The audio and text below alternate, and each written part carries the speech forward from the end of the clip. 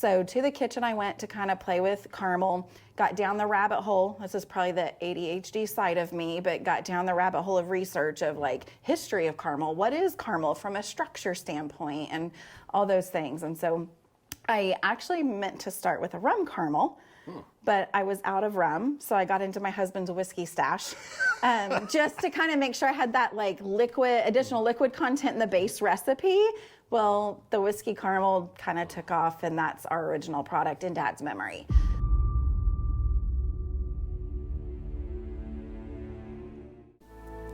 I had so much fun talking with Melissa Wedman. She has a real hero in her life that planted the seed of entrepreneurship early that later grew into a candy company. Her company is called Mollycoddled Hashslinger, and they make the best whiskey caramels. In fact, you really need to look them up and order a package of their gooey goobers. That's whiskey caramel and peanuts. You'll never want to eat a mass-produced chemistry experiment candy again. So look in the show notes for the link to her company and enjoy this conversation with Melissa. So Melissa, thank you for doing Small Business Heroes with me. Yeah. And anybody who names a business Mollycoddled Hashslinger just checks the creativity box off the start. It's a bit much, So yeah. the best place to start, I think, is tell me, where does Mollycoddled Hashslinger come from, and what is Honestly, it was like an accident. I never meant to start a candy business anyway. So I had a food blog back when food blogs were actually kind of cool. I mean, they're still around, but they've just shifted. So I'm a foodie. I've been in the culinary industry for a long time, and so Mollycoddled is kind of an old world name for pampered or spoiled, and then Hashslinger slang for chef or cook. And so, of course, you go to thesaurus.com and you get creative creating your food blog name, and that's kind of where that name came from. But when the candy business actually accidentally happened, I still owned that domain, even though the food blog wasn't as active anymore. And so we kind of just rolled it into a quick and easy e-commerce to get our feet wet and kind of discover, is this a valid idea? And then we'll change the name. Well, the name stuck. So here we are 7 years later. Yeah. So you kind of hint at it. Every good business, every good hero's got an origin story. What's the origin story for how you get into the candy business? Because that's not a thing you just walk 100% into. by accident. My background is in agriculture. I have a degree in horticulture. Used to landscape professionally, and I was a florist. I did a lot of special event floral design for a long time. I lost my dad in 2011. I learned how to cook from him. But his style of cooking was by sight and smell and taste, not by recipe. Okay. And that's how he learned how to cook. And so in the candy world, it's very scientific. So there's a whole nother thing behind that. But lost dad and really just wanted to make something for friends and family in his memory. He had a very larger than life personality, never met a stranger. So there were a lot of people that were missing him.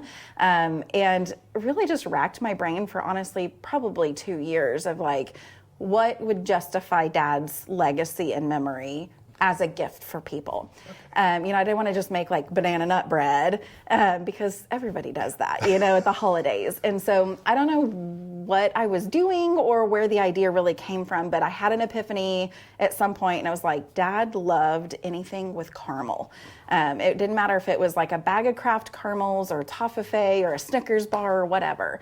So to the kitchen I went to kind of play with caramel, got down the rabbit hole. This is probably the ADHD side of me, but got down the rabbit hole of research of history of caramel. What is caramel from a structure standpoint and all those things. And so I actually meant to start with a rum caramel, but I was out of rum. So I got into my husband's whiskey stash, just to kind of make sure I had that additional liquid content in the base recipe. Well, the whiskey caramel kind of took off, and that's our original product in Dad's memory. So my dad was also an entrepreneur at heart. He really was. I feel like I'm working vicariously through him every day. But from a young age, I would go with him to, gun shows and flea markets and things, and just watch him negotiate prices and network before it was really called networking, and learned that at a young age myself. So he was entrepreneur at heart, but really never officially launched a business. He was always an employee or in management. So, wow.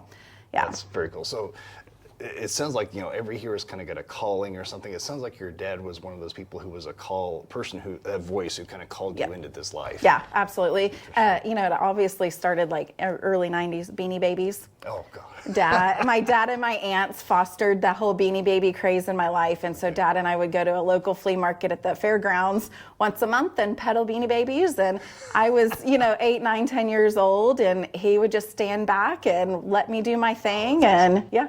Well, he probably knew the power of a cute little girl and Beanie Babies. Yeah, but he never asked her. It was like, here's $20, go buy 5 Beanie Babies and flip them, and I did. So that's awesome. Yeah.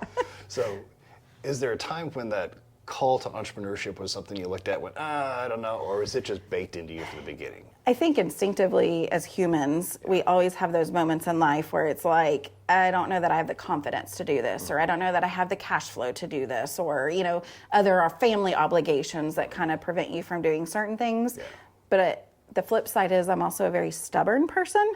So when someone says you can't or acts hesitated, then it makes me dig my heels in a little deeper and keep pushing through. Okay. So, yeah. From my own experience in business, stubbornness is an awesome trait for anybody who It wants can to be do a fault business. too, but yeah, there are times you have to swallow your pride. Yeah, admit when your idea was not a great idea. So it sounds like the thing that got you onto this path in particular is, it sounds like with your dad, of losing him, but just a tribute. What sparked it? Was the success of these whiskey caramels that people bought into and just said, wait, there's something different? In a way. Again, I didn't mean for it to be a business. Right. I was just making them to give as gifts. Yeah, to go from a pot cooking caramel to this at home, different. One small batch at a time. A batch then was quite different than a batch now. But yeah, it was friends and family that are like, oh my gosh, those are really good. And I'm like, oh, thank you. And didn't really think much of it, because in the caramel world especially, not just all candy, in all candy, mass production has changed what real candy is today. And so I don't think I realized how special our caramel recipe was until people started really giving those reviews and that feedback. It's not hard, it's not sticky, it's not grainy. So it was like 2 Christmases of gifting it. And then by like a Valentine's Day, people were like, I think my husband would like these. Like, are you going to sell them? I'm like, I'll just make some more. Don't worry about it. Not a big deal. And then it turned into making caramel for all hours of the night. And my husband was like, you have small kids, you're now sleep deprived. If you're gonna do this, you need to start charging for it, Right. So anyway, got down that rabbit hole, and it just kind of exploded from there. This isn't all candy. There's no. Now. So another value that my dad ingrained in my brother and I as small children is to support small local businesses. Right. And to support American made. I mean, we would be at Walmart as a kid, and I would catch him looking at the back of a package, and I'm like, what are you doing, Dad? And he was like, seeing where it's made. Yeah. And it was American made only, even if it cost a little more money. Yeah. So that's part of where the full circle part of our childhood came with the retail store, is not just our candy, but other American made products that are giftable. You did a social media post about how important it is to buy local. I swear that sounded like a sermon. I felt like I needed to go confess after listening to it. And I understand that financially buying local is hard for a lot of people, but if you only have a certain amount of money to spend, it might mean that you're not buying as much to make a bigger impact as well. Right. So. Yeah, but when those dollars circulate in a community, it's a huge multiplying effect. Like 66% stays in the community rather than like 30. Yeah. So is there another person, kind of as you stepped into this business and it's changed and you've discovered the chemistry of candy making, are there other people that you found to emulate, or as you scale up? Is your dad still that voice behind He's still there? the voice. I'm also one that I have stacks and stacks of books. Like I don't pleasure read like romance novels or anything like that. My pleasure reading are business books and marketing books, and have always been that kind of influence. I'm a big podcast listener. So the biggest like real life person is probably my husband, beyond, my dad's voice still there, and then just all of the other influential authors and podcasters that I'm hanging out with. Yeah. I do the same. Yeah. What's a podcast that you find that's interesting to you? I love Dave Ramsey's Entree Leadership. There's so many. Donald Miller, anything Donald Miller puts out, from Story Brand to now the Coach Builder program and things that he's doing. But there's a whole slew of that kind of crowd. So they kind of become these surrogates for turning to for advice and wisdom on a journey. Absolutely. Very good. Cool. So as you go through a heroic journey, there's a time when you have to face a dragon. There's some kind of challenge that just says, I don't know how to get past this, but I found in life the dragon is usually guarding a treasure. Yep. You have to slay Yep. the dragon. Yep. What is that challenge that you've had recently, at least? Yeah, That you've had it was a few years ago for us. So from the beginning of this accidental business, it felt like continual doors were being open, and it was like meant to be. And then there was a massive roadblock at some point. So we started our business in a small town of 4,000 in northeastern Oklahoma. We lived there for my husband's career. But we were really feeling led to come home for family reasons, and our kids were young, and all the things. Moving home is home. But moving home also meant expanding the business. So we didn't start with a retail store in the beginning. We started kind of reverse engineered, but we knew coming home we were ready to add that retail store. And in our minds, we wanted that to be in our hometown. And so we got down that rabbit hole of, reaching out to some banks that we had relationships with and some city officials and things like that to kind of figure out what would entail a build out of a space and all of that. And it was heartbreaking. We lost a lot of money. Promises were made to us by some groups that fell through. And we lost a lot of personal finances trying to get this retail store open. And it wasn't until we found a lender that saw our vision and saw our historical sales and things to believe in us enough to give us just a little bit of money. So that dragon was definitely just a blessing in disguise, because I think we landed right where we're supposed to be for this point in our company. But it was definitely heartbreaking at the same time and frustrating. So what inspired you to face that challenge? Because there's a point when you're facing the dragon, when those things are hard and you're sitting there saying, you know what, it's so much easier to just go get a job. I think my kids were a big part of that. They watch everything you do as parents. And I didn't want to appear as a failure to my kids, because the reality is it wasn't my doing that was going to put us through failure. It was outside external things that you just have to work through. And so we've been an open book with our kids from day one on how money works and how decisions are made and all of those things. So it was just knowing I couldn't look at them in the eye and be like, okay, mommy's just giving up, That's interesting, because it sounds like there's an echo of a song there, because your dad did similar things to you, and you're doing the same thing to your kids, trying to plant a seed for maybe another generation. Right. That's good. Yeah. That's how you make leaders. Yeah. That's good. Yeah. What was that space probably the most difficult challenge you've had so far, or what was that really big, how do I get over this hump kind of challenge that you faced? The biggest hump was just the loss of finances, we didn't lose everything by any means, but it was just that personal, there went part of our retirement, like there's no ROI on that now, so that was definitely the biggest challenge. And that's not to say that we don't have weeks here. We have weeks here. We have days here where it's like, okay, is anyone walking in the door? But you have to change that mindset of this isn't a daily minimum sales, it's a weekly, it's a monthly, it's a seasonal, and just being a little conservative with finances in those slow seasons to get through. Yeah, those cold, rainy days when people don't get out, that door doesn't open. The weather absolutely affects retail. Yeah. Interesting. A lot of times the heroes defined not by the moment when they succeed. It's not the triumph when they're waving the flag and say, look what I did. The real heroes made in those dark times. You mentioned your kids. Is that, you think, what really is the spark that says, okay, I can beat these dragons, I can overcome dark times? Yeah, I think so for sure. And knowing even my husband, although he has a professional degree, he's at a point in life where he's kind of ready to leave that industry, but financially can't right now. And so that's also motivation for me is I feel guilty sometimes knowing that I look forward to going to work every day. Even on a quote bad day, there's really not a bad day in Candyland. It's sugar. There's not, it's not life threatening. But my motivation now is really just to get us to a point that my husband could maybe go part-time in his industry and then leave the industry. And again, showing our kids that, hey, you get to be an adult and make these big life decisions, but every decision has a consequence, good or bad. So. Okay, very good. Yeah, those are hard challenges, but in a way, it sounds like kind of like the burn the ships. You get to this place where you say, once there's not a path back, I am very inspired to find a path forward. And not everyone can be optimistic enough to be risky enough to burn the ship. I am. My husband is not. So it's kind of that yin and yang balance in the house. Yeah. That's probably the best kind of team. Yeah. Frustrating sometimes, but yeah. Very good. Along this path, it sounds like you've been prepared for this path for a lifetime. but somewhere along the path you became a different person. You're not the Melissa you were when this place was an empty shell that you had to rebuild. Yeah. How have you changed as a person that you see a different Melissa now because of this experience? I don't know. I probably have less of a filter now.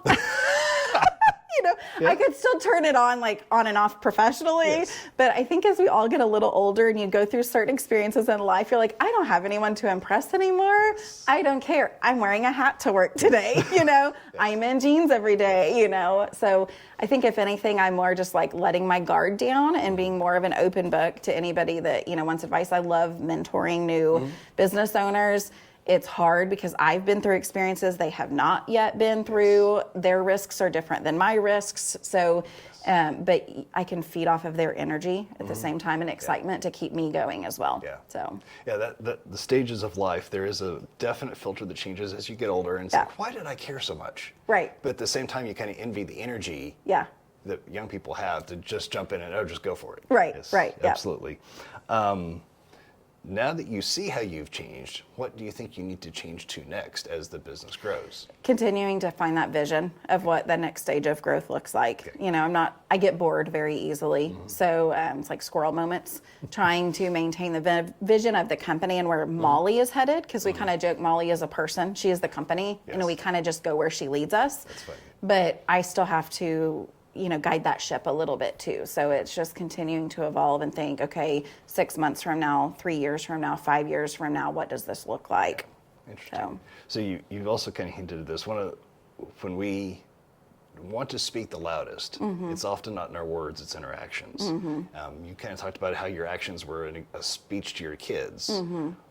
What are some other ways you want to speak through your actions? Maybe not just through you, but maybe through Molly's actions. How do you want to speak to the community? Just making sure that our mission is continuing to be vocalized, the importance of supporting local. Local's not a trend. Local is something that has to be sustainable in a community, but it takes the community to back that. So I feel like it's this full circle of not like, come buy my candy for me, I have 2 kids to feed. It's come buy my candy from me because we are buying our pecans from Afton, Oklahoma, and this company employs 35 people, and just continuing to create that awareness for sure. You have a picture on your website I love from your not great grandfather. That was actually my husband's great uncle. Okay. Yes, we found out that there was a candy shop in the business in the early 1900s. That's awesome. That building is still standing. Oh, really? So my goal is to grow this enough where, I don't want to say money doesn't matter. Money will always matter. But where we need maybe a tax write-off, can buy another building and eventually reopen that spot as Palace Confectionery. Beautiful. Yeah. So it's like tying my side of the family to his side of the family together. That's wonderful. Yeah. I saw that picture. I was like, that's the candy store I want to go to. It is so cool. They sold cigars in there. They had a soda fountain. So I'd love to just relive that atmosphere. Yeah, there's some magic about that time. Yeah, for sure. Okay, so a little bonus speed round kinds of things. What's a tool that you use regularly in your day that just changes how you do business? Oh my gosh, my date book. Daybook. Okay, so paper and pen, physical date book. Very good. I think there's something about my ADHD mind. If it's in my phone, I use my phone calendar as reminders. Okay. Like if I know my day is crazy and I might skip over something on an accident, I'll create a reminder that way. But I joke that my date book is like my second Bible. Everything is color coded in there and it is scheduled. And if I don't have that with me, I'm like a fish out of water. But time management is so important. Okay. Do you find something different about how you engage mentally with the act of writing? Yes. Does that change? 100%. It's the same thing when I was in college. Taking notes, I might not have reread my notes. Yeah. Or if I did, I might have not understood what I was writing down. But it was just the act of writing it down that helped me internalize what was going on. Yeah. So There are things I've put notes in my phone and forget why I put them in my phone, but there's a Post-it note I took the time to write that for some reason sticks in my brain. But absolutely. Interesting. Yeah. We kind of hinted at podcasts, but what's a book you read, a speaker, or a podcast, one that just says, okay, that's a person I would like to emulate? What you could recommend to some other There are so many. I would say the earliest book I read that made the biggest impression, I was still, I think, in high school when I read it, but it was, Jack Canfield, the author of all the Chicken Soup for the Soul books. Oh, yes. He wrote a business book, or maybe just a life book, called The Success Principles. Okay. And it's very thick, but there's a chapter in there, 2 chapters in there that really stood out to me. One of them was taking 100% responsibility for your own actions. And then another one was kind of a formula that bounced off of that about event plus response equals your outcome. And that just kind of mentally prepared me for all things in life to understand that I'm responsible for me. Yeah. And then there are events in life out of our control, but it's how I respond to that event on what really happens in life. Right. So the kind of that level of optimism, if you will. Yeah. The idea of taking responsibility is not common. Yeah. But it sets people apart. Right. If they're the ones that do that. Yep. Besides what we do in our businesses and how we interact with people, what do you think of as a charity or some other way to invest in community that you wish you saw other business people do? Our youth, whether it's, I'm on the advisory council for our local YMCA district. The Y does so many things. Right. In every community, we don't realize it's not just a gym.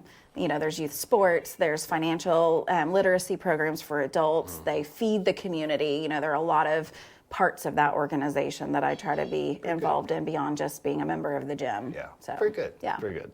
And just because we live in a tech world and technology has taken us over, have you ever found any Google, Bing, Yahoo, whatever place you've gone, asked a business question of? Oh my gosh. Google, yes. Yes, okay. How to blank. How to blank, yes. Literally. When people ask me all the time, whether it's a business owner I'm mentoring or something, or my kids, how do you blow up? I'm like, I don't know. Have you asked Google? We have this massive engine at our fingertips, people, which now they own YouTube, and then you find a video on how to change a part in something. But, even in our early days of bootstrapping this business, creating our own packaging, I am self-taught and pretty fluent with Adobe Illustrator because of Google. Okay. So everything's figure-outable through Google. Definitely. Yeah. Well, was that how, the chemistry behind caramel, which is not a simple thing? No, it's not. Some of that came from internet and rabbit holes. The other part is my husband is a pharmacist, and so he's got the chemistry background. So he takes it down to the molecular level, and then I just kind of look at him with the deer in the headlights, and I'm like, I understand plant chemistry, but this is all over my head. Just tell me what I need to do. So, I'm naturally more of a creative than math and science. So, yeah.